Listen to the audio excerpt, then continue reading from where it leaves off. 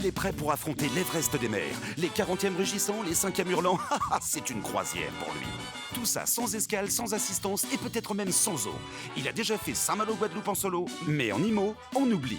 Pour être proprio à tout prix, c'est juste ici. Bonjour à toutes et bonjour à tous, bienvenue dans l'appart de Proprio à tout prix.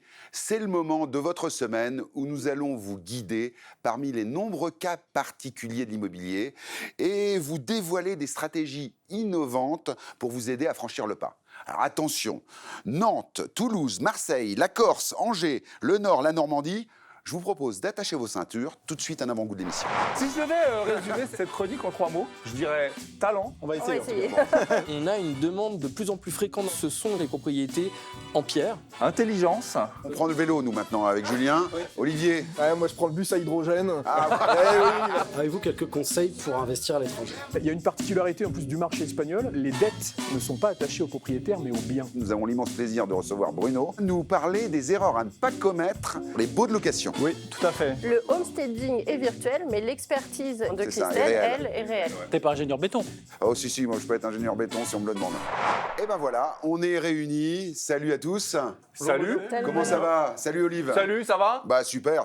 Bon. Alors 3 consultants, mais en fait ça fait 2. Ah. Bah oui, parce qu'il y a Toulouse contre Nantes, Carquefou, Carquefou. Sainte-Luce. Pierrick et Séverine sont avec nous pour leur première. Olivier. Ah, super, bravo. Alors, il faut les accueillir dignement. Attention, ils vont nous parler de choses très intéressantes. On va On va essayer. essayer. Bon. Alors, attention, Olivier, c'est toi qui commence cette émission, Ouais. comme d'hab. C'est vrai. C'est le billet d'humeur d'Olivier. Ok. Alors, Bonjour tout le monde, bonjour à vous, bienvenue. Merci. Vous voyez, ici comme chez moi. Hein, tu dis bonjour, deuxième fois, toi. Oui. Ah, c'est bien ça. On n'est j'aime jamais bien. trop poli. Allez, poli. On n'est hein. jamais on trop est sur poli. 2 bonjours. Une extrême Voilà, politesse voilà, de la c'est part. J'aime bien ce petit moment où on se retrouve comme ça, tranquillou, le dimanche, ensemble. C'est une petite récré pour moi ici, j'aime bien. Alors, pour nous, non. Ah Mais, ouais. Si je devais résumer cette chronique en 3 mots, je dirais talent, intelligence. Alors, cette semaine, je voulais vous faire un petit brief sur les 3 mois qui viennent de se passer. ouais. Oh, ça va mieux. Bah, ça va beaucoup Ça mieux. va un peu mieux, oui. franchement. Les taux sont descendus, les prix un peu aussi. On a à peu près un ministre. Ouais. À peu près. Casparian. Ouais, à peu Ouais. près un ministre. Ouais. Alors, pour votre petite info, j'ai envoyé un SMS au ministère tout à l'heure Ouais. pour lui demander qu'on ait des nouvelles fraîches dans cette émission. Ouais. Bon, pour l'instant, pas de réponse. D'accord. Non, non, mais je suis honnête, je suis franc avec vous. Ouais. Voilà, j'ai relevé un truc dans la presse, ça se passe à Bordeaux. C'est un petit peu difficile en ce moment pour tout le monde, pour les Français, ils ont un petit peu moins de sous qu'avant, l'inflation est passée par là. Eh bien, il y a une boîte, figurez-vous, qui finance les travaux. D'accord. C'est bordelais, ça vient de sortir, et en gros, qu'est-ce qu'ils disent? C'est vrai que c'est un petit peu difficile là. Ouais, bah oui, oui. Bon. Alors, qu'est-ce qu'ils disent? Ils disent... votre maison, elle coûte 300 000 €. Prenons ce postulat-là. Par Ok. exemple, ouais. On a besoin de 30 000 pour faire ces travaux de rénovation. Voilà, bon, très bien. Eux, ils financent 10% de la maison, donc 30 000 €. D'accord. Et pour cela, ils vous prennent 15%. 13% de la maison. 13. 13. Oh, ça va. Bah, je me dis, toi, ils financent 10, ils prennent 13. Bah, oui. Bon, en même temps, tu les avais pas, les 30 000. D'accord. Donc, pas de bras, pas de chocolat. Hein, Bah, on est exactement. d'accord. Ouais. Bon. Vachement bien. Moi, je trouve ça bien. Petite cartouchette quand même. Ouais. Ils prennent 3 000 de frais de dossier aussi. Ah, Non, mais- bah oui. Ouais, mais bon. On n'a rien sans rien. On n'a rien sans rien. Et là, donc, je tenais à le souligner. C'est une voilà, ça s'appelle comment? Vasco, hein, si vous voulez regarder chez vous. D'accord. Ah bah tiens, tu vois, texto du gouvernement. Qu'est-ce qu'il dit? En même temps, Ouais. tout baigne, bisous. C'est court. Donc C'est ça- court. Non mais ça va. On a dit que ça allait mieux, ça va Ouais, mieux. ça va mieux, ça va mieux, ça va Voilà. mieux. Bon, voilà. voilà, donc c'est tout ce que j'allais vous dire aujourd'hui. Je reste un C'est petit peu vachement avec bien, mais c'est vachement bien. On va parler des cas particuliers d'acquisition. vous. Mais je trouve ça bien. En voilà une qui est quand même assez étonnante. Quand on manque un peu Vous d'argent. le savez ça? Vous connaissiez Non, on ne connaissait pas, ce on principe? apprend. Merci Vachement Olivier. Je vous en prie. Merci C'est Olivier. cadeau, c'est pour votre première. Voilà. Vous pouvez repartir avec dans votre panier, ça fait plaisir. Eh ben justement, en parlant de première, Pierrick, je pense que tu vas nous parler d'une méthode d'acquisition qui n'est pas courante, en fait, finalement. Ou qui est courante, mais pas toujours dans tous les cas. C'est ça, on envisage, quand on envisage d'acheter un bien en couple, Ouais. on pense souvent acheter à 50-50. Ça reprend un peu ce qu'a Ouais, dit c'est vrai. Olivier, puisqu'ils Ouais. lui prennent 13% du C'est bien. vrai. Ah ouais. Bah, on peut aussi acheter à part inégale. D'accord. bien immobilier. Donc pas 50-50, on peut Exactement. Faire- l'homme à 30% et la femme 70% par exemple. Exactement. Est-ce que Voilà. c'est pas source à engueulade, ça? Ouais. Alors, c'est justement, je voulais donner quelques petits conseils voilà. pour éviter qu'il y ait Alors, allons-y, ces Pierrick. problématiques. Alors, Justement, la première des choses, c'est d'en discuter en amont. Ouais, Qu'on oui. soit d'accord sur et la répartition et les raisons de la répartition. Parce que Ouais. ça peut être des raisons diverses. Ça Ouais. peut notamment pour protéger l'une des parties qui est en cas de difficulté, Ouais, hein, qui est tout simplement. minoritaire, ouais, Oui. c'est ça, ou en cas de Ou ça difficulté. peut juste simplement refléter l'apport de départ Ah oui, c'est ça. dans le financement. Donc ça, c'est D'accord. important d'en discuter avant. Et des revenus peut-être aussi. Oui, ça peut être soit au départ, soit tout au long du crédit. Il y en a peut-être un qui va mettre plus d'argent tous les mois pour rembourser le crédit. Et donc, C'est ça. c'est peut-être C'est légitime. bien ce que je disais, c'est sur Jean Gueulade. Ouais, c'est Oui, ça. je gagne Ouais, plus ouais. que toi, espèce de gros Tu es en nul. train de me dire que la communication dans le couple, c'est important. Ouais, C'est la ça. On va dire ça. Ouais, Mais ça. vaut mieux vraiment prévoir ça en amont. Et pour ça, le deuxième conseil, c'est d'aller voir un professionnel, notamment un notaire qui va vraiment aider à un choix éclairé. C'est ça. Faire un choix éclairé. Parce que ça peut avoir des conséquences en cas de revente du bien, en cas d'héritage Ouais. ou en cas de séparation, C'est justement. ça. Et vraiment, le troisième petit conseil que je voulais donner, c'est de vérifier que ça soit bien inscrit dans l'acte notarié d'achat. Ah bah oui. Parce que moi, j'ai Vaut eu le mieux. cas il y a quelques années avec des clients D'accord. qui s'étaient mis d'accord à 60% pour la femme, 40% pour l'homme. D'accord. Sauf que ça n'avait pas été acté dans. Ah, donc le gars, dans il a la demandé petite- 50-50. Exactement. Ah, bah ouais, voilà. Et comme c'était une séparation, il faut toujours Prévoir les cas. prévoir les cas, et notamment. Alors en cas de justement, conflit. dans ton enquête à Sainte-Luce-sur-Loire, tu as un appartement qui est dans ce cas-là? Exactement. Alors, c'est des personnes qui, quand ils ont acheté, ont décidé de faire 53% pour monsieur et 47% pour madame. Ah oui, ils sont un peu tatillons, les... Ah, oui, c'est bon. 43,2, s'il te plaît.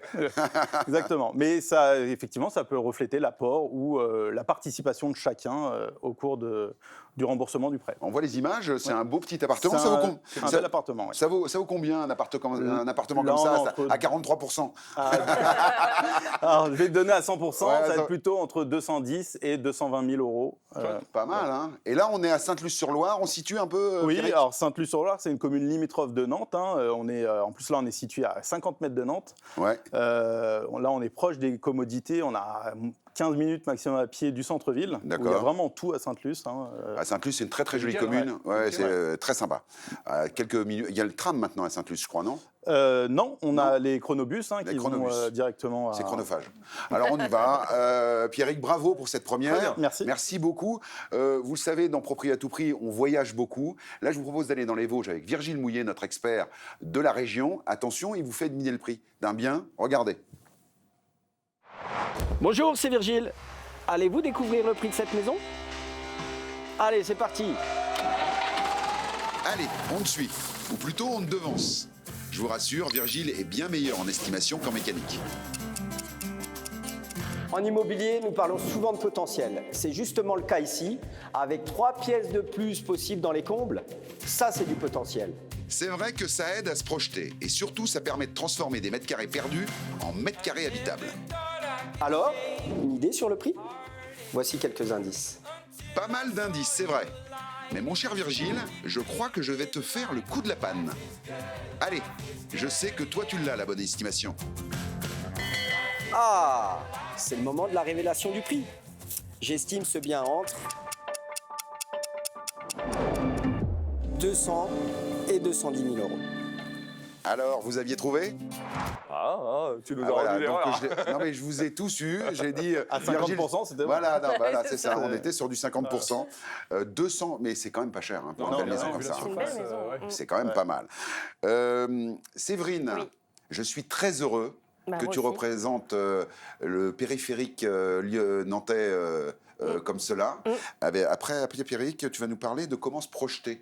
Mais oui, Tu te projettes, toi? mais je me projette et c'est important de se projeter. Et Bah oui. là, je vais essayer de vous aider à vous projeter dans un bien vide. Parce que je suis sûre, on est plusieurs ici à déjà avoir visité un bien vide. Ah bah oui, et ça, c'est pas facile. Hyper dur. D'accord. Moi, je préfère quand c'est vide, pour le coup. Alors, Ah ouais? Ah oui. Ah, moi, je suis Alors, incapable de me justement, projeter. justement, Ah oui. En déco. Moi aussi, j'arrive même pas à projeter jusqu'à la fin de la journée, moi. Ouais, c'est ça.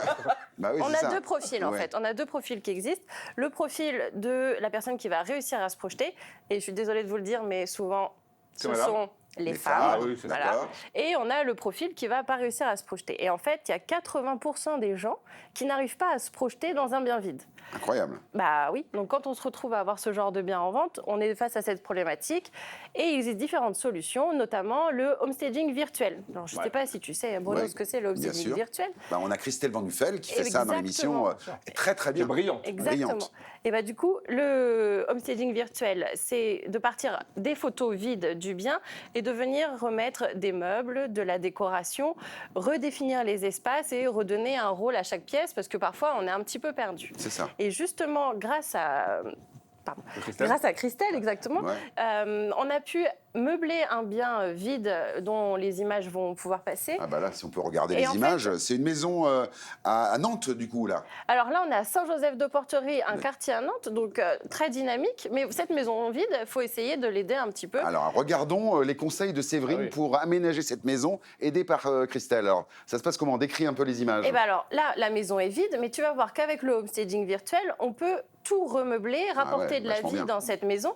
Et en fait, on peut apporter différents styles de déco. Si tu veux D'accord. une décoration plutôt industrielle, tu peux. Une décoration scandinave, bohème chic, même rétro. Et tu D'accord. peux aider en fait un très grand nombre d'acquéreurs à se projeter dans ce bien en fonction des goûts de chacun. Bah oui, là on a très très bien vu le homestaging Absolument. de Christelle. Absolument. C'était vraiment excellent. Non mais c'est Ça aide c'est vraiment à génial se par projeter, rapport hein. au bien vide et le bien tel qu'il est décoré. Bah voilà, tu sais et tu dis oui, ouais, ça c'est ma future maison. Je veux, Ouais, puis je il veux y a l'acheter. aussi cet avantage que ces sociétés-là, et particulièrement celle de Christelle, ils sont à la mode. Bah oui. C'est-à-dire qu'aujourd'hui, on sait que les modes, ça change vite, les couleurs, les teintes, tout ça. Exactement. Et elle est constamment à la mode. Donc ça permet tout de suite de se dire, ouais, le grège, le pastel, le truc, Ouais, ça, le ça bleu revient. canard, Le etc. bleu canard, voilà. le bleu citron. Alors Et moi, ça moi va je revendique aussi la patte humaine, donc Oui. parce qu'effectivement il y a des intelligences Oui. artificielles qui commencent à fleurir sur le net, mais qui sont totalement impersonnelles, Ouais, qui c'est sont vrai. souvent à côté de la plaque. Exactement. Quand on fait appel à une homestageuse virtuelle comme Oui. Christelle, on a vraiment en quelque sorte, on peut abattre une cloison, on peut avoir vraiment et Exactement. ressentir ce que l'acheteur potentiel pourrait Le vouloir. homestaging est virtuel, mais l'expertise effectivement de C'est ça, Christelle, est réelle. elle, Et est humaine, réelle. ouais. Bon, ben voilà, ça va lui faire plaisir. Christelle, on l'embrasse Ouais. très fort. Ça ferait très longtemps qu'elle est dans l'émission et qu'elle fait des miracles Mais- à chaque ouais. émission. Ouais, parce super, que, super. voilà. Mm. Écoutez, Séverine, franchement, 2 sur 2, hein. ouais, C'est on bien, est, quoi. on est au top. On va voir si vous êtes autant au top pour le Selfimo. Le Selfimo, vos questions en vidéo par selfie sur Proprio à tout prix, vos questions à proprioatoutprix.com. On envoie tout de suite la première question. Il n'y en a qu'une d'ailleurs, donc ça va être simple. Bonjour, je m'appelle Antoine, je suis expatrié en Espagne et j'aimerais acheter un bien immobilier à Madrid. Avez-vous quelques conseils pour investir à l'étranger? Non. Ah Je pense que, bon, déjà, il faut qu'il se renseigne sur le marché local. Ouais. Non mais, Mais- déjà, heureusement qu'il nous a pas posé la question en espagnol, sinon tu n'y aurais pas Ah, répondu. mais moi, j'aurais Ah, pas voilà, répondu du c'est tout. ça. Non, Là, on c'est est tout à fait. Déjà, j'ai Ouais. à demi-mot compris, parce que Ouais. c'est du français, mais Ouais. je pense qu'il faut en parler à Yann. Alors, Ah Yann, bon Ah oui, bon, Toulouse, on n'est pas loin de l'Espagne. c'est Exactement. vrai. c'est vrai. On a des Toulousains qui achètent en Espagne, des Espagnols qui achètent à Toulouse aussi. Et il y a vraiment des particularités sur le marché espagnol. Alors, il y en a dans tous les pays. On va pas parler que de l'Espagne, mais quand on achète à l'étranger, c'est hyper important de se renseigner sur le marché local, mais aussi sur la législation, sur les pratiques Bien sûr. qui sont complètement différentes Bah de oui, pays oui. en pays. Mais on peut avoir son notaire français en Espagne pour un achat en Espagne, par exemple, ou il faut un notaire local ou comment Alors ça ça, marche c'est une bonne question. Ouais, il Très bonne faut- question. Ouais. Je vous remercie. Je vous remercie de l'avoir posé. Je vous remercie C'est d'avoir- surtout que Ouais. le En tout cas, il faut se système est renseigner, différent. Yann. Ouais. Voilà. Il faut se renseigner, d'autant que les notaires en Espagne particulièrement n'ont pas du tout les mêmes compétences qu'en France. Ah oui, c'est ça. C'est des rédacteurs. D'accord. Ça va pas plus loin. Ils D'accord. rédigent l'acte, c'est-à-dire qu'ils ne vérifient aucune des pièces d'urbanisme, la provenance, l'historique du bien. Bah, tu as répondu à la question, c'est qu'il faut certainement s'adresser au rédacteur local, parce que... Absolument. Eh ben, il Encadré, faut surtout- effectivement, de ouais. professionnels Peut-être même un avocat plus locaux, que- Et il y a une particularité en plus du marché espagnol, ça m'a espanté quand je l'ai lu, parce que je ne savais pas. Oh, C'est que les dettes ne sont pas attachées aux propriétaires, mais aux biens. Ah, d'accord. Et ça, intéressant. il faut y faire très Ah attention. ouais, ouais. D'accord, Idéalement, il faut s'entourer d'un professionnel de l'immobilier ou d'un avocat pour acheter en Espagne, d'accord. qui va faire toutes les démarches, de contrôle classique d'urbanisme, mais aussi vérifier l'état financier du bien et pas du propriétaire. C'est ça. Est-ce qu'il faut avoir des connaissances en Espagne si on veut acheter en Espagne? C'est-à-dire est-ce que c'est mieux de connaître quelqu'un en Espagne avant d'acheter plutôt que de venir Pas forcément. Enfin, il y a des agences. Alors moi, j'ai l'exemple puisqu'il y a une personne qui travaille à Carquefou dans l'immobilier, qui est partie en Espagne et qui travaille dans une agence qui fait que les Français en fait. Donc c'est une agence française qui va tout gérer de A à Z. Donc déjà, on n'a même pas besoin de parler espagnol. Pour moi, c'est plutôt une bonne chose. Ouais, c'est ça. Et vraiment, ils ont tous les intervenants, on va dire, de l'immobilier là-bas qui va s'occupe de toute la procédure de A à Z, exactement. Et pour le Français qui veut aller vivre en Espagne, où ça se fait beaucoup aussi au Portugal, il y a pas mal d'agences qui agissent avec ça, effectivement, le professionnel local permet de passer pas mal de barrières. Et surtout d'être le mieux renseigné possible sur les spécificités de la législation locale. Ouais, puis c'est une des particularités de l'agent immobilier de 2024 et de demain, c'est qu'il a de plus en plus de compétences et souvent il a un réseau et ce réseau le pousse souvent hors des frontières. C'est-à-dire qu'un agent immobilier, il a des connaissances en Angleterre, en Espagne, en tout ça, et il peut vous accompagner. C'est pour ça qu'il faut aller voir les agents immobiliers. Exactement. Bon, c'est pas mal.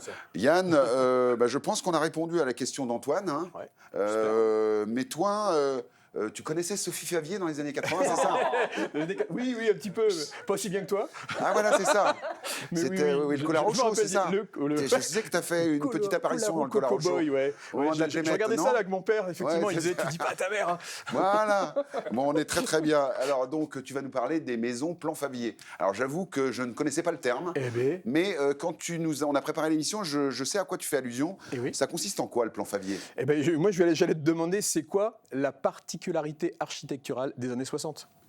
Ah, voilà, c'est le plan Favier. Oui, mais c'est quoi le plan Favier? C'est les caractéristiques des années 60. La boule à facettes. C'est clairement une empreinte architecturale. Quand je vais vous en parler, vous allez vite comprendre. C'est une maison inversée.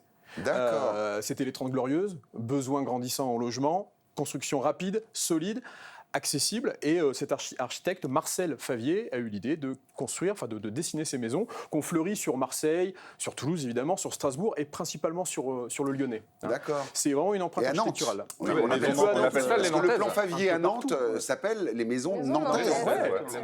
C'est Marcel qui a initié ça. Vous êtes sûr? Moi, je pense que ça vient de Nantes. Non, ça vient de Marcel en fait. Il a beaucoup voyagé. Marcel Favier. Oui, Marcel Favier. Ah d'accord.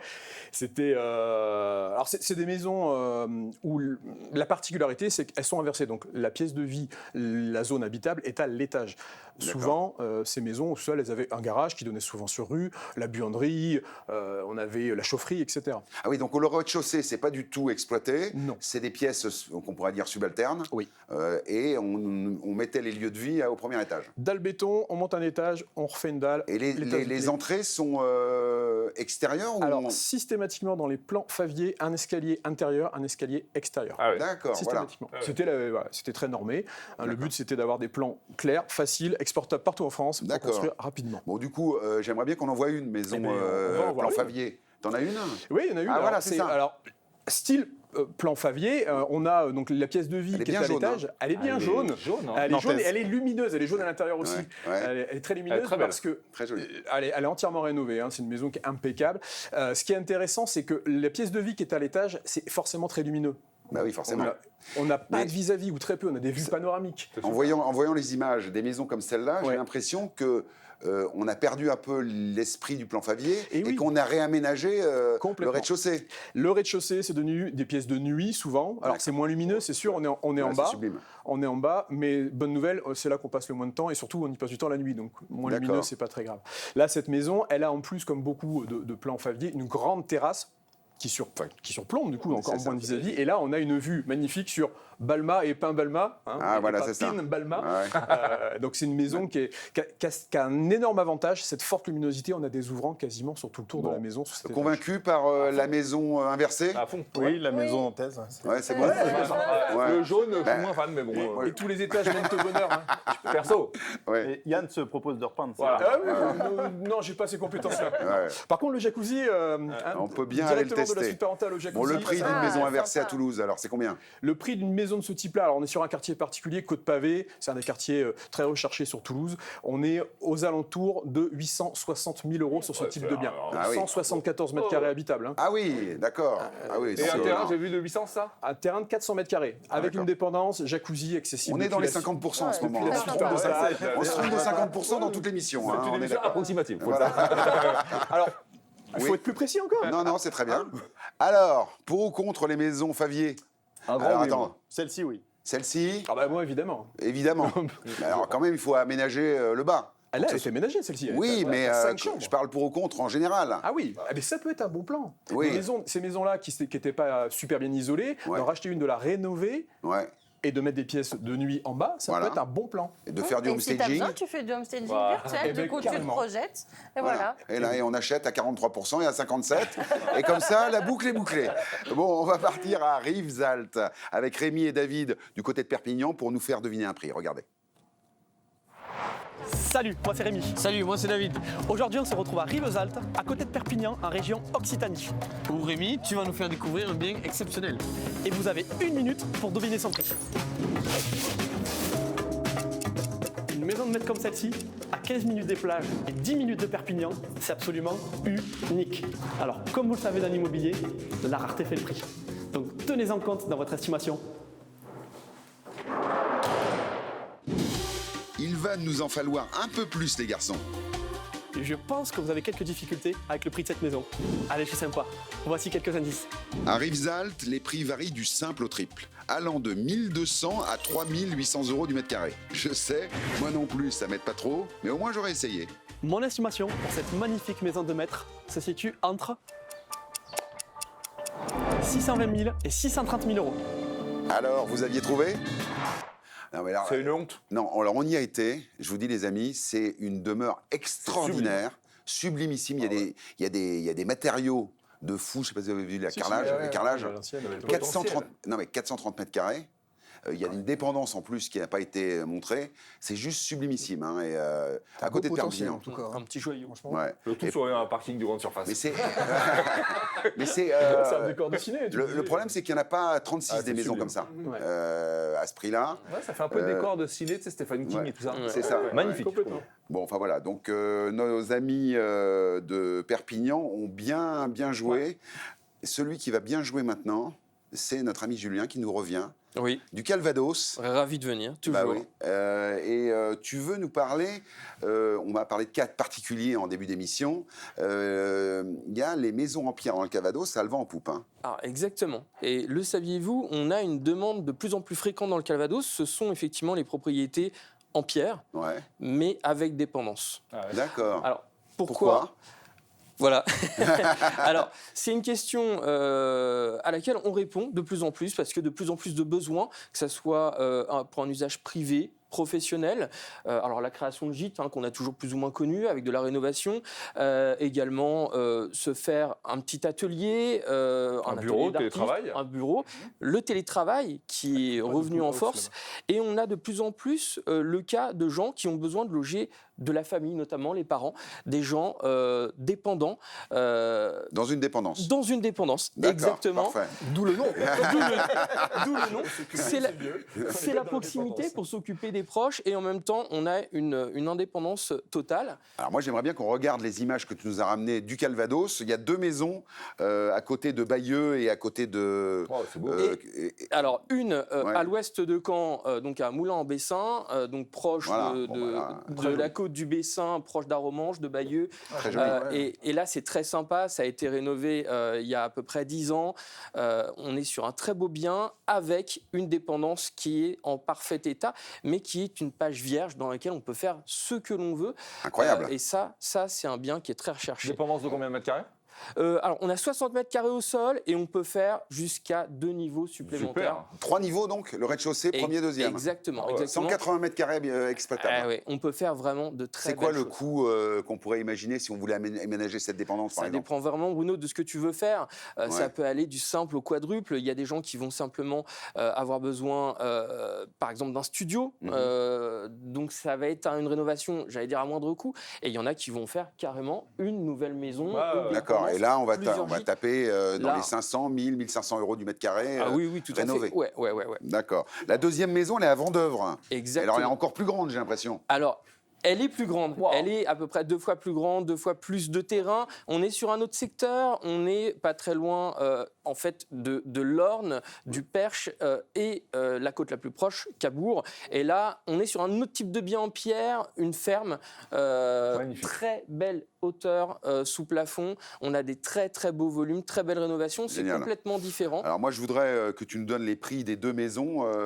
La première, 239 mètres carrés, ça vaut combien? Alors, pour les deux, on est entre 380 et 400 000 euros. Ah, la même prix. Le même prix.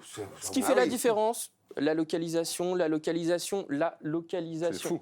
Voilà. Et la localisation peut-être aussi, non? Et la localisation. D'accord, bah oui, ça, Voilà. faut pas l'oublier surtout. Hein. On est sur des secteurs très différents et deux biens totalement atypiques. Alors, on a pris beaucoup de temps pour les maisons en pierre avec dépendance, mais c'est le moment de répondre aux questions de nos téléspectateurs. C'est le Selfie-Mot. C'est la question de Léa qui nous préoccupe. On l'envoie. Bonjour, je m'appelle Léa, j'habite à Bordeaux et j'aimerais que vous me donniez quelques conseils pour acheter une maison et puis pour après la rénover. Alors, c'est quand même vaste. Hein. Pourquoi elles ont toutes 12 ans? Mais ils ont raison. Pensez Voilà, rapidement, les primo-accédants sont de plus en plus jeunes, il faut le savoir. Alors, quel conseil on peut donner à cette charmante téléspectatrice? Alors, oh là, vous avez l'air inspiré. Il y en a tellement, il y en a plein en fait des conseils. Alors, on y va, Yann. Le premier, c'est déjà de définir son projet à elle. Hein. C'est l'ensemble, c'est la localisation, ça va être le nombre de pièces, etc. D'avoir un cahier des charges avant de se lancer en recherche. Et sur l'emplacement qu'elle va définir, la localisation, connaître le prix moyen au mètre carré d'une maison habitable immédiatement. C'est ça. Pour un peu faire l'effet inverse, revenir à un prix d'achat d'une maison plus travaux qui soit cohérent, anticiper une éventuelle revente. Olivier, combien il faut compter pour une rénovation en moyenne si on veut rénover une maison, justement? Après, tout dépend aussi la qualité des matériaux qu'on veut y installer, mais on est entre 1000, 1500 euros du mètre carré. Oui, ça a augmenté les matériaux, c'est assez violent. Hein. Et après, ça peut monter aussi crescendo si on veut mettre vraiment de la haute Donc on le dit, si on veut rénover 50 mètres carrés, 50 000 euros. 50 000 euros. Hein, au bas mot. Au bas mot, ouais. Et puis la disponibilité des artisans. C'est ça. Quand des jeunes se lancent dans un tel projet, il faut qu'ils se rendent compte que c'est très prenant, c'est chronophage, mais ça peut être un très beau projet et au moins ils ont un bien qui leur ressemble. Et alors pour ou contre, faire ces travaux soi-même, pour le coup ça coûte moins cher. Yann? Oui, pour une partie, tout ce qui n'est pas lié à des travaux sous-décennales, des travaux importants. Déco. Démolir. Alors attention, démolir, pas n'importe quoi. On peut faire appel à un architecte ou à un bureau d'études quand on a des murs porteurs pour la démolition, sinon le reste, on peut le faire soi-même. Moi, je conseille quand même sur les postes importants, type plomberie, électricité, charpente, toiture, de faire appel vraiment à des pros qui ont, le savoir-faire, mais qui sont aussi des assurances décennales qui couvrent le quand risque. on est jeune, on essaye de faire des économies, donc c'est ça l'histoire. Attention à la revente parce que en cas de problème, la responsabilité des vendeurs peut être engagée. Si effectivement il n'y a pas d'artisan, il n'y a pas de décennale, ça peut être très très problématique. Voilà, mais les papiers peints, la peinture, les sols, remettre un coup de Karcher sur la façade, ça on peut le faire soi-même. Bon, alors... Moi, il y a un truc quand même, c'est donner des trucs plutôt que... Alors, un vrai truc où on gagne de l'argent. Dans son budget travaux, systématiquement, toujours prévoir 10-15% de plus. Ah voilà, super. Des cas de rénovation qui s'arrêtent parce qu'il n'y a plus de budget. C'est catastrophique parfois. Il vaut mieux prendre une marge, c'est ça que tu dis. Toujours. D'accord. Bon, écoutez, pas mal la réponse à la question. C'est une question vaste. C'est une question vaste. C'est une question vaste, mais intéressante. Si vous voulez vous aussi poser des questions, vous nous envoyez une vidéo par selfie sur vos questions @proprioatoutprix.com. Mais tout de suite, moi j'ai envie d'aller faire tourner les boules disco avec Olivier à Béthune.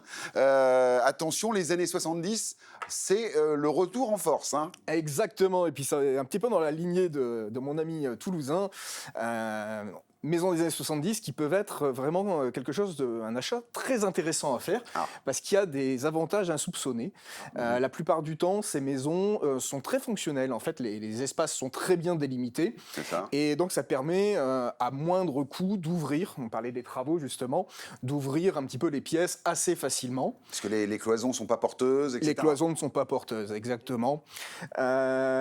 Ensuite, en France, dans les années 70, on n'avait pas de pétrole, mais on avait des idées. Ah oui. Et pas mal. Et très souvent, on a retrouvé un giscardien. Oh. Oh la vache. Et très souvent, les maisons étaient orientées vers le sud. Mon cher Léon. Oui, alors, Donc les maisons étaient orientées vers le sud avec des grandes baies vitrées pour faire rentrer beaucoup de lumière et faire des économies d'énergie. Oui. Puisque par contre, l'isolation n'était pas forcément le grand point fort de ces maisons-là. Et donc si vous achetez des maisons des années 70, soit il faudra faire des travaux de rénovation, d'isolation, changer les fenêtres, le mode de chauffage, soit vous avez la chance de tomber sur une maison qui a déjà été complètement rénovée. Ah voilà, c'est ça. Et qui affiche des belles performances énergétiques. Alors tu nous emmènes à Oudin dans ton enquête, avec une maison de 100 mètres carrés. Un appartement ou une maison? C'est une maison. D'accord, de 100 mètres carrés. De 100 mètres carrés qui a été rénovée, comme vous pouvez le voir. Donc là, c'est le cas rénové. C'est le cas rénové avec un très bon DPE et qui offre surtout des grandes chambres qui ont été complètement réaménagées, dont une suite parentale. Ah, incroyable. Donc c'est vraiment. Donc on a retrouvé un peu de contemporain exactement, dans les années 70. Dans les années 70. Le défaut des années 70, c'était les petites pièces, un peu cloisonnées. Maintenant, on est plus sur les espaces quelque ouverts. Chose de très ouvert. Exactement. Bon, alors ça vaut combien une maison comme celle-là? Là, on est entre 180 et 190 000 euros. D'accord. C'est super. Donc, ce qui reste très raisonnable en primo-accession. On le dit, hein. Donc toi, tu es à Béthune. Comment ça va le marché immobilier à Béthune en ce moment? Ça reprend tout doucement. Je pense que c'est un peu comme dans toute la France. C'est ça. C'est vrai qu'on n'a pas eu la météo aujourd'hui, mais... Avec les beaux jours, le Nord a le vent en poupe. Hein. Le Nord et la Bretagne, ça commence à devenir des destinations. La Normandie. La Normandie. Il y a de plus en plus de monde qui arrive. Exactement. Alors que Toulouse... Non, Toulouse... il fait trop chaud. Non, il fait pas trop chaud. Bah justement, Toulouse, le centre-ville aurait pour les Toulousains un regain d'attractivité. Ils sont revenus. David Vincent les a connus. Ils sont revenus, les irréductibles citadins, ceux qui avaient quitté les centres-villes dans la période post-Covid, l'exode. C'est pas les Parisiens qui me contrediront, je pense, pour aller chercher des terrasses, des balcons, des jardins. Mais pour avoir tout ça, il faut s'éloigner du centre-ville. Et des commodités, du confort du centre-ville, d'avoir tout à pied. Et moi, je constate un retour de ces gens-là qui, finalement, se plaisent pas forcément dans la campagne, ou de gens qui aujourd'hui, on n'est plus dans le contexte de confinement, se disent, pèsent le pour le contre et se disent, mais ouais, en fait, il y a beaucoup d'avantages à être en centre-ville. Ne serait-ce que pour les enfants. Entre autres les enfants, ouais. Donc, alors tu as trouvé un appartement de 98 mètres carrés en plein centre-ville, du coup. C'est une maison, c'est une maison qui est en parfait état, 3 chambres, il y a la clim dans toutes les pièces. Elle est au quartier du Buscat, donc on est dans l'hypercentre de Toulouse, à côté du Grand Rond, du Jardin des Plantes, on a les écoles, on a les commerces, on fait tout à pied. D'accord, c'est ça. Et concrètement... C'est ça qui en fait l'attractivité, en fait. Mais il faut aussi penser au budget, parce que c'est bien d'aller à la campagne. Des surfaces plus grandes, plus de consommation énergétique, aussi des coûts énergétiques plus élevés. Une maison en centre-ville, mitoyenne de chaque côté, etc., c'est presque 50% de consommation énergétique en moins. Les gars, Julien et Olivier, là, vous ne laissez pas faire, là, il est en train de... Et en plus, à Toulouse, la température moyenne est top. Là, il n'y a rien à faire. Hein. On pose les valises et on va directement... Attends, vas-y, au prix, vas-y maintenant. On va faire le malin, là, maintenant. Le prix. Voilà, les centres-villes ont des avantages, mais il y a quelques inconvénients. Une maison comme ça, il faut compter entre 520 et 530 000 euros. C'est pas dingo. C'est pas dingo. Et tu fais tout à pied. Oui, j'ai compris. Une voiture en moins, probablement. On prend le vélo, nous, maintenant, avec Julien. Là, tu peux prendre le vélo. Il y a même un local vélo. Mais nous, on prend le vélo, faire nos courses au petit épicier de la ville. Et ça nous va bien. Olivier. Moi, je prends le bus à hydrogène. Bon, voilà, donc là, on est très bien. On continue notre voyage, les amis. Vous avez été top, hein. Vous nous avez présenté des très, très belles choses aujourd'hui. Justement, c'est moi ou c'est de plus en plus dans l'émission, il y a des beaux biens. Il y a des beaux biens. C'est vraiment beau, en fait, c'est les chroniques qui sont bonnes, surtout.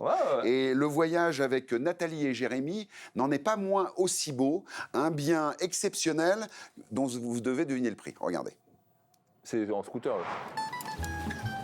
Salut, c'est Nathalie. Salut, c'est Jérémy. Aujourd'hui, pas de panne à épanne. Soyez attentifs, vous avez 1 minute pour estimer ce bien coup de cœur. Surtout qu'on est déjà arrivé. Allez, c'est parti. pas de panne non plus pour nos experts niortais. J'ai hâte de découvrir cette maison avec vous. Jérémy, un indice pour nous dépanner? Un petit indice, la maison a été entièrement rénovée. D'une part, elle a plus de chances de faire mouche auprès des acquéreurs et d'autre part, le prix de vente est plus élevé. Un conseil, gardez bien vos factures. En effet, vos factures sont un peu le carnet d'entretien de votre maison. Et maintenant, les indices. On y voit plus clair. Dernier indice, à Epan, le prix oscille entre 1200 et 2400 euros du mètre carré. Alors ce prix, à votre avis? Nous l'avons estimé entre 310 et 320 000 euros. Alors, vous aviez trouvé? Hello les amis, une fois n'est pas coutume, aujourd'hui j'ai quitté ma belle ville de Sèvres et j'ai traversé toute la rue pour venir à Chaville et on a 1 minute pour décider quel est le prix de cette nouvelle affaire. Merci Christophe pour cet effort physique incroyable et pour ton engagement écologique évidemment. Pour vous aider à estimer ce bien, si vous avez suivi mes dernières estimations à Sèvres, on est sur le même marché, dans la continuité de Sèvres, à proximité de Paris et juste avant Versailles. Les communes de la première couronne de l'Ouest parisien sont assez prisées, même si Christophe ne l'a pas vraiment souligné. Je sens que vous êtes sur la bonne voie. Allez, je vous donne quelques indices. Et la cerise sur le gâteau, pour un appartement à Chaville, il faut compter entre 4 000 et 7 000 euros du mètre carré. J'estime cet appartement entre 440 et 460 000 euros. Alors, vous aviez trouvé? Eh ben voilà, vous aviez trouvé ou pas? Ah non, on n'avait pas trouvé. Troisième partie d'émission avec des experts. Alors, je pense que c'est les meilleurs de France. Hein. Ah oui. Je dis ça à chaque fois. Alors, David, Marseille, Aurélie, le soleil de la Corse à chaque fois. Et Pierre-Yves, l'indéboulonnable Angevin. Pour commencer cette troisième partie, nous avons l'immense plaisir de recevoir Bruno, qui nous fait son tuto sur la gestion locative.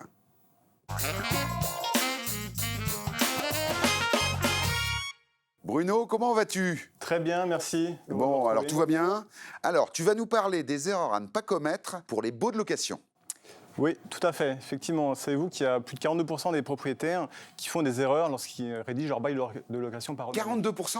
Ouais. Ah, c'est énorme. Parce que la réglementation est tellement compliquée que forcément on tombe un peu dans la trappe. Ouais. Et les conséquences peuvent être dramatiques pour les bailleurs. Ça se traduit par des amendes administratives, pouvant aller de 5 000 euros à 15 000 euros si on est en SCI. Ça peut être des baisses de loyer. Donc le locataire exige à baisser jusqu'à moins 10% de loyer, ou tout simplement l'assureur, si vous avez pris une garantie loyer impayé, peut vous refuser de vous indemniser en cas d'impayé, parce que vous n'avez pas un bail conforme. Alors c'est quoi les 5 conseils de Bruno pour éviter ces erreurs, alors du coup? Donc il y en a 5. Donc la première, c'est de se dire, je vais donc remettre en location et je vais fixer le loyer librement. Ouais. Donc ça, effectivement, il faut, avant toute chose, aller vérifier si sa ville est encadrée ou non, ou si le loyer est plafonné. Vous savez que l'État aujourd'hui a listé un certain nombre de grandes villes. Donc il suffit d'aller sur le site du gouvernement, de taper son code postal. Et là, automatiquement, vous savez si vous pouvez ou non faire ce que vous voulez. Donc, soit vous faites ce que vous voulez, à ce moment-là, vous mettez le loyer en cohérence par rapport au marché. Soit vous le mettez en conformité avec les plafonnements de loyer. Voilà. Et si vous ne le faites pas, imaginons que vous n'en savez rien, vous ne connaissez pas la réglementation. Si le locataire se plaint, à ce moment-là, soit c'est des amendes administratives, ça peut être des baisses de loyer, où le locataire peut demander à récupérer le trop perçu. C'est ça. Deuxième conseil. Donc le deuxième conseil, c'est de surestimer la surface du bien loué.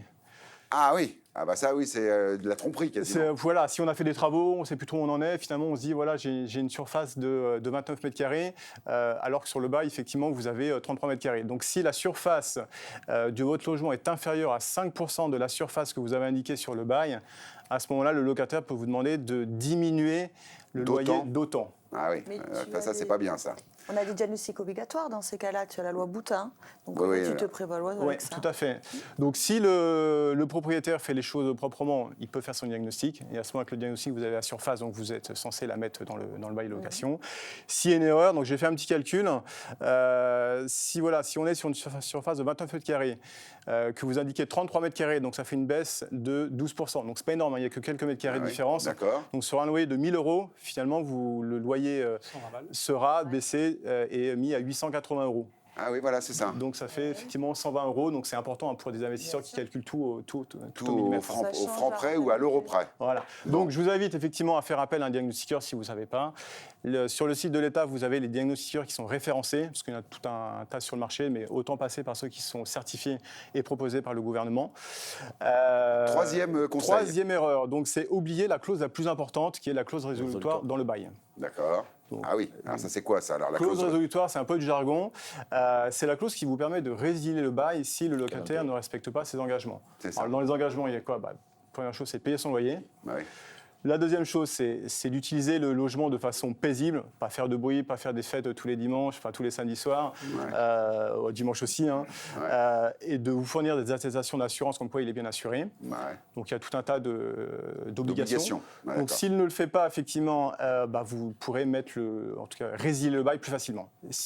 Quatrième erreur, mon Bruno? Quatrième erreur, c'est de cumuler un garant avec une GLI. Alors une GLI, c'est une garantie de loyer impayé que vous prenez auprès d'un assureur sur le marché. Donc dans le bail de location, si vous prenez un garant, parce que généralement les locataires ont tous des garants, la plupart ont des garants, donc vous vous inscrivez dans le bail, voilà, j'ai un garant, c'est monsieur un tel, vous prenez une assurance de garantie loyer impayé. Par défaut, comme vous êtes censé connaître la loi, l'assureur vous dit voilà, vous n'avez pas le droit d'avoir un garant parce que c'est interdit. Il n'y a aucun assureur sur le marché qui vous autorise d'avoir un garant, sauf si c'est un étudiant, si le locataire est un étudiant ou un apprenti. Ah, d'accord. Donc si vous le faites quand même, parce que vous n'en savez rien, à ce moment-là, l'assureur, en cas d'impayé, va vous refuser de vous indemniser. Ah ouais, dommage. Donc c'est bête de payer des primes d'assurance si derrière l'assureur vous refuse l'indemnisation. Exactement. Donc il faut aller voir des professionnels de l'immobilier. Exactement. Alors, pour faire le bail de location, pour prendre des bonnes d'assurance, effectivement. C'est un métier qui est réglementé, parce que la réglementation est assez compliquée. Donc passer par des professionnels de l'immobilier. Et la cinquième? Et la cinquième, c'est de meubler donc votre logement. Si vous faites de la location meublée, il faut mettre un certain nombre de meubles, donc bien équiper le logement. Donc ça, pareil, c'est défini par décret. Donc pareil, vous retrouvez les informations sur le site du gouvernement. Si le logement est équipé un peu à la légère, le risque, c'est que le locataire demande à requalifier le bail, donc de location meublée, en location nue. Ah oui. Et donc vous perdez tous les avantages fiscaux. Ça peut faire mal. Et ceux qui font du meublé, généralement, c'est qu'il y a des avantages fiscaux la clé qui sont intéressants, donc ça permet d'avoir des rentabilités meilleures. Et donc là, vous vous retrouvez avec un bail nu et vous perdez tous les avantages fiscaux. Donc ce serait un peu dommage. Bruno, il a été faramineux. Court, précis, comme il fallait. Et il y en a un autre qui va être faramineux, c'est David. Marseille, en force. Tu vas nous expliquer comment créer une maison protégée du vis-à-vis. Alors, c'est quoi cette histoire? Mais il y a tellement de manières de protéger une maison du vis-à-vis. Il y a plein de solutions. Alors déjà, pour la partie extérieure, ce que je trouve vraiment bien, avant bien sûr de parler construction et agencement intérieur, c'est vraiment les claustras. Vous savez, ces panneaux en bois ou en alu, ou voilà, des brise-vus. Claustra est le terme un peu technique, d'accord. Vous avez aussi de la verdure, c'est important. De la verdure, des plantes, des persistantes, pour qu'elles restent arborées toute l'année. Ah oui, c'est important. Mais après, également, bien sûr, protéger l'intérieur, des rideaux, des voilages. Et moi, j'ai une petite astuce, c'est le store californien. Je ne sais pas si vous savez ce que c'est le store californien. C'est à large lame. Exactement. Eh oui. Et c'est quoi l'intérêt du store californien? Mais je ne sais pas. Alors l'intérêt du store californien, c'est qu'il laisse entrer, quand on le met droit, la luminosité. D'accord. Pour les personnes qui sont un petit peu de côté, ils ne voient pas l'intérieur. Et l'astuce, c'est de l'orienter légèrement. Et en l'orientant, en fait, en pleine face, on ne voit plus rien, mais la luminosité continue de rentrer dans le logement. Il est subtil, attention. Le store californien, alors c'est pas mon papa qui l'a créé, mais bon... Moi, je connaissais les massages californiens. C'est autre chose. Pardon, je ne savais pas. Alors, il y a moins de luminosité, c'est une pièce plus sombre en général. Voilà, donc, ok. Alors, tu as trouvé dans ton enquête une maison à Marseille, une villa, je devrais dire. Oui. 92 mètres carrés. Alors, justement, est-ce qu'elle est bien protégée, cette maison du vis-à-vis? Elle est complètement protégée. On regarde des images. C'est vrai qu'il y en a d'autres à côté qui, elles, par contre, sont un peu plus exposées. Mais la nôtre, l'avantage, c'est que sur la gauche, on n'a rien et sur la droite, on n'a rien. Donc on va dire qu'on a, à la rigueur, une seule pièce qui est touchée par le bâtiment d'en face, avec un petit voilage, comme je disais tout à l'heure, ou un store californien. Le problème est réglé. Bon, ça, c'est vachement bien. Ça vaut combien une maison bien protégée? Alors ça, c'est une maison récente, elle a 2 ans. Ah oui. Elle a été livrée vraiment en 2022, exactement, fin 2022. Pour être plus exact, 92 mètres carrés habitables, 100 mètres carrés de jardin, un produit neuf, D'accord. qui répond aux normes. Combien Ouais, mais il y a tellement de choses à dire. Oui, mais nous, on veut le prix, nous. Garage en sous-sol. Pierre-Yves, demande-lui le prix. Il C'est veut quoi pas le me prix le d'après dire. vous? C'est quoi le prix pour une maison comme ça à Marseille? Eh ben, je ne sais pas, je dirais 500 000. Allez. 400 000. Un petit peu plus haut quand même, Marseille 9e. Ah, 9e. On est entre 570 et 580 000 euros. J'étais pas loin. Voilà. On n'est pas loin. On n'est pas loin. Mais voilà, une maison sympathique. On va aller quelque part où on aime bien voyager. Il s'agit de Yann et Carole à Toulouse pour deviner un prix. Vous connaissez le principe maintenant. Bonjour à tous, bienvenue à Toulouse, quartier des Minimes. On ne déroge pas à la règle, vous avez 1 minute pour estimer ce bien. Le quartier des Minimes est hyper dynamique mais aussi très attractif. C'est un des hotspots toulousains. Le luxe, c'est l'espace. Et ici, l'espace, il y en a plein. Une pièce de vie déplafonnée de 42 mètres carrés. Et ajoutez à cela un extérieur intimiste. Eh ben, on ne sera pas venu pour rien, d'autant qu'avec un extérieur en ville, forcément, on marque des points. Ah, j'allais oublier. Vous avez peut-être besoin de quelques indices. Ils sont là. Les indices, je prends. Au minimum, les prix oscillent entre 2 000 et 6 000 euros du mètre carré. Sacrée fourchette. Et comme les Toulousains savent nous faire rêver, ils ont même fait appel à Christelle pour une projection 3D. Notre estimation pour cet appartement est entre 370 et 380 000 euros. Alors, vous aviez trouvé ? Ah, pas du tout. Hein. J'étais à côté de la plaque complètement. Je payais ça plus cher, moi. Aurélie ? Ah non, moi, je ne connais pas du tout le marché toulousain. Bah voilà, donc en fait c'était du hasard, hein, on est d'accord. Hein. C'était du hasard. Aurélie, moi j'adore quand tu viens dans l'émission parce que tu nous parles de la Corse comme personne. Ambassadrice de la Corse, Bastia. Mais qu'est-ce que tu as avec les primo-accédants, cette passion pour les primo-accédants? C'est quoi? Je sais pas, je comprends pas. C'est voir un truc caché. Qu'est-ce qui se passe? Non, je sais pas. Pourtant, c'est pas trop leur période, les pauvres. Bah mais oui. c'est pour ça qu'on veut les mettre comme ça en avant, tu vois? Ouais. Pauvres primo-accédants. Bah oui, alors là qu'est-ce que tu leur as préparé? Alors, j'ai sélectionné un bien qui pourrait correspondre à des primo-accédants qui cherchent des facilités au quotidien, puisque maintenant, c'est un peu leur recherche. Ouais. C'est pas qu'avant, ils ne cherchaient pas des facilités, mais maintenant, on cherche davantage à être près de l'école pour avoir moins de transport. On cherche souvent une pièce en plus pour pouvoir y travailler, etc. etc. Voilà. Donc avant, on vivait dans un cagibi, en fait. Hein. Ils n'allaient pas à l'école. Ils n'allaient pas à l'école. Tu croyais que tu allais t'en sortir comme ça? Il n'y avait pas de voiture, enfin voilà. Bon. Mais, donc maintenant, ils sont plus exigeants, c'est ça que tu veux dire? Ils sont plus exigeants. Non, mais vraiment, on a évolué dans les recherches. Et là, j'ai trouvé, on a sélectionné un joli bien, un appartement. Mais moi, j'adore le nom de la ville. C'est Essaye de le dire. Biguglia. Vas-y, recommence. Biguglia? Oui, Biguglia. Biguglia. Biguglia. Dominique. C'est Biguglia. Voilà. Domé. 73 mètres carrés, c'est quand même grand. 73 mètres carrés, on est à 10 km de Bastia, on a une très belle vue sur un jardin et on est proche d'une école et de toute commodité. Donc ça fait que ce bien où il n'y a aucun travaux, il correspondait très bien à des primo-accédants, à une jeune famille.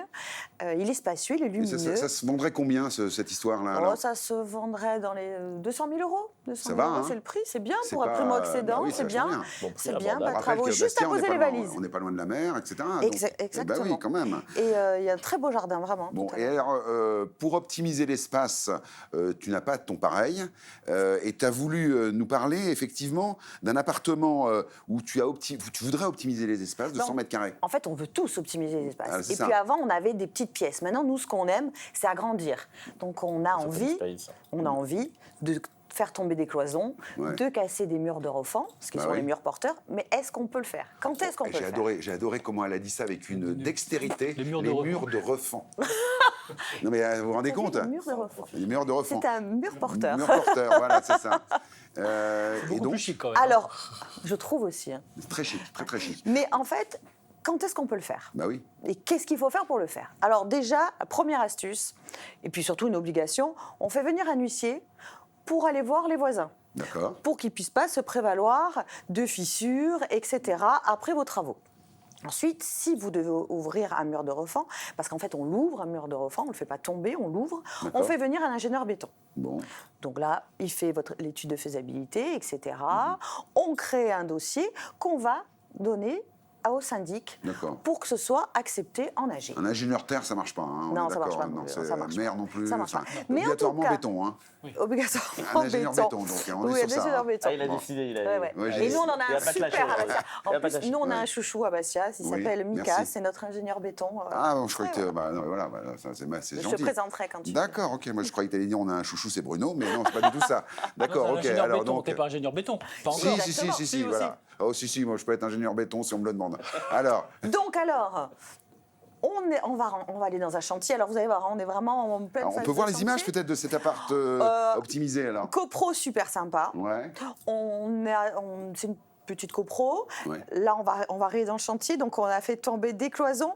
Et c'est celui-ci, le mur porteur, qu'on va faire tomber. Et vous voyez, il y a bien les dessins avec l'étude de l'ingénieur. Ah oui, là, il fallait mettre le casque chantier. Hein. Ouais. Et très jolie vue mer. Ouais. Regardez, très jolie vue mer. D'accord. Du coup, on ouvre sur la luminosité. Et ça fait une grande pièce à vivre, vraiment très agréable. Donc, ce que tu pourrais dire, c'est quand tu as un appartement et que tu y mets les moyens, finalement, en protection, en sérieux, en professionnalisme, on peut ouvrir des pièces. Exactement. Et valoriser ton bien, surtout. Et valoriser le bien. Parce que maintenant, ce qu'on aime, c'est la luminosité, les grands espaces. Ce n'était pas le cas il y a 20 ans, 30 ans, on était sur des pièces plus fermées. D'accord, mais ça coûte des pépettes d'ouvrir un mur d'enfant. Ça coûte de l'argent. Là, par exemple, en l'occurrence, on est sur un budget de 18 000 pour pouvoir ouvrir le mur porteur. Bah oui, c'est quand même, D'accord. Mais tu le valorises après. Bien sûr. Et donc, dans la vente... Qui est le plus cher, le maçon ou le bureau d'études? Non, les deux. Non, c'est pas le bureau d'études. C'est pas le bureau d'études. Mais c'est vrai que c'est un coût. C'est un coût. Mais... tu valorises ton bien, je le répète, et du coup, ça se retrouve lors de la vente. Alors, 102 mètres carrés, ça vaut combien une fois qu'on a ouvert les murs de refend, qu'on a optimisé les pièces? Combien ça vaut? C'est à Bastia. On est à Bastia, là. On est dans les 320 000. D'accord. Dans les 320 000 avec les travaux effectués. C'est intéressant. Bon, ça va, mais avec une belle valorisation. Je vous dis le prix d'acquisition à la base? Oui. Non. Ah bah si. Non, si, on veut savoir. Ça me faire mal au cœur. 176 000. Ah, donc oui. On peut parler d'une très belle valorisation. On peut parler d'une très très belle affaire. Et voilà. Il faut nous présenter le gars qui a acheté au départ. C'est ça. Bon, c'est une très belle chose. Vous avez été parfait jusqu'à maintenant. Attention, parce que là maintenant, on va y aller. C'est le moment où on va tester vos talents d'expert avec le Selfimo. Olivier de Clichy a une question pour vous, les amis. Bonjour, Olivier de Clichy. Je voudrais savoir la différence entre surface carrée et surface habitable. Merci. Ah, surface carrée, surface habitable. On ne serait pas sur la même chose? Non. Presque. Alors, on va laisser l'expert que démarrer. Aurélie. Non, c'est pas la même chose. La loi Carrez, elle n'est appliquée qu'en copropriété, qu'elle soit verticale ou horizontale. Tu peux parler de Carrez que s'il y a une copropriété. D'accord. Voilà. C'est-à-dire que ce n'est pas applicable aux maisons, c'est ça que tu veux dire? Oui, sauf si c'est une copropriété horizontale. C'est ça. Mais de l'individuel, maison individuelle proprement dite, non. Ensuite, dans la loi Carrez, tu vas intégrer un grenier, tu vas y intégrer une loggia. D'accord. C'est vraiment la notion de surface privative.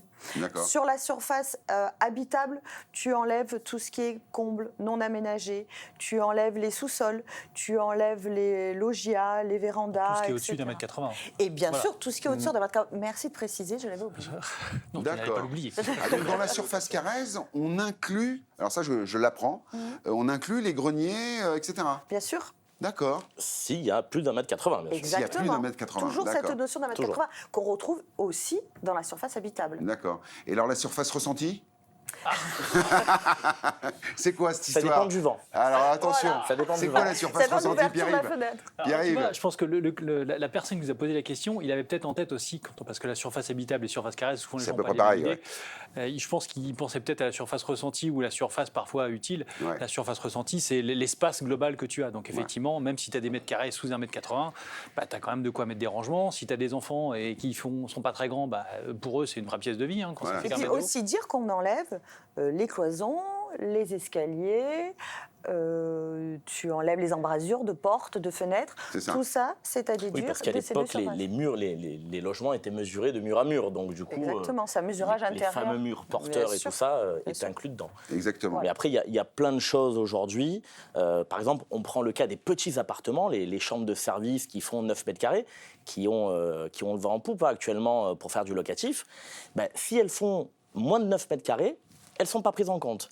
Pour cela, c'est même interdit de les louer. Alors, elles sont carrément interdites à la location, mais il faut qu'elles fassent 21 mètres cubes pour pouvoir accéder et espérer être louées. Voilà. Ça veut dire que tu as 2 mètres 20. Et 2 mètres 20 hauteur sous plafond. Ah, d'accord. Donc, tu ne peux pas avoir 1 mètre 80. Ah oui, donc 9 mètres carrés avec 1 mètre 50 de hauteur sous plafond, on ne peut pas le louer. Ça ne marche pas. Non, ça marche pas. Ça, c'est le cas, par exemple, d'une mezzanine. Une mezzanine dans un logement qui nécessite d'avoir une loi Carrez.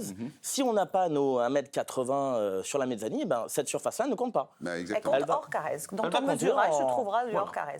Et comme les locaux elle sera ressentie. Elle sera ressentie. Non, mais moi, je voulais vous charrier un petit peu sur ça, parce que la surface ressentie, on est sur effectivement un mot d'agent immobilier. Hein, on est d'accord? On n'est pas sur une définition. Non, on n'est pas sur une définition, mais ce n'est pas si idiot que ça.